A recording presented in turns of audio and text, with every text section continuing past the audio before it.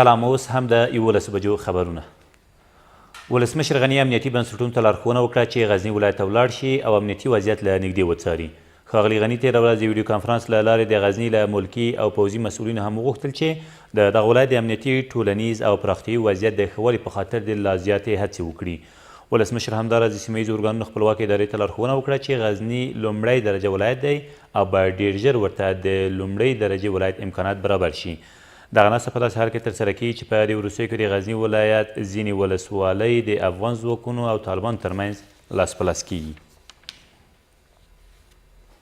په هرات کې پر یوې وړې نجلۍ ډله ییز جنسي تیری شوی او تیري کوونکي په تېښته بریالي شوي دي.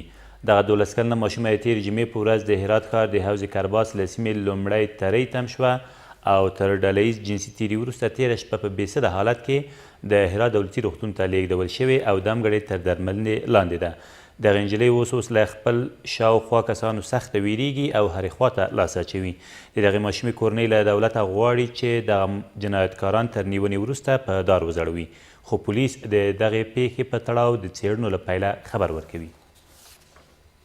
ما از دولت خواستم همینه که تا آدمای جنایتکاره، این آدمایی که خدا رو نمیشناسه، آدما فقط ما از دولت درخواست داریم، از دولت جمهوری اسلامی افغانستان که این آدما رو به پنجه قانون بسپارم، از اینا بررسی کنم که جنایت دیگه نکنم. به این طلف بیگناه چیه؟ ما از دولت امیر میخوام براجو که همه ایر اعدام کنم، ایر خیلی به جزای گرفتار کنم، ایر از این طلف من خیلی بدتر کنم. نظر روانی دچار بی‌ثباتی روانی یا آشفتگی روانی شده بوده، خیلی ناآرام و بیقرار و پرخاشگر بوده، چون حادثه خیلی فجیع و عمیق بوده، نتونسته این تحمل بکنه و خیلی احساس درد اینا میکرده. بعد از پروسه کاری از اینا که تکمیل میشه روان میکنم به بخش ما. پلیس هرات چگونگی این رویداد و به خصوص عاملین از این کسی که دست به کار زده یا بالاخره اگر تجاوز علیه صورت گرفته فعلا این موضوع تحت بررسی خود قرار داده تا اینکه ما عاملین از او رو بازداشت بکنیم و تحقیقات ما تکمیل شه، نتایج آخری خدمت شما ارائه میکنیم. له دې سره سم په غور کې یو نارینه د خپل میرمن لخوا د چړې په وسیله وژل شوی دی.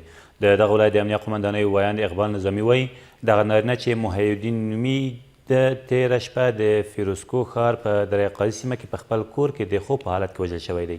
ویل کېږي یاده میرمن نیول شوې او دمګړې ترې پوښتنې روانې دي.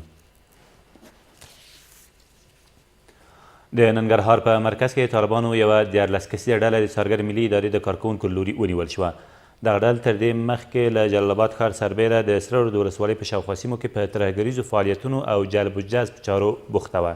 د څارګر ملي ادارې د خبرپاڼې له مخې نیول شویو کسانو خپل جرمونه هم منلي دي.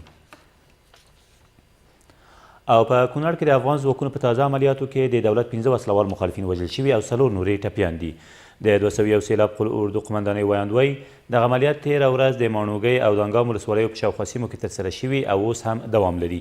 له دې سره سم د لغمان په لینګار ولسوالۍ کې هم د ورته عملیاتو په پایله کې یو طالب وژل شوی او 2 نورې ټپیان دي.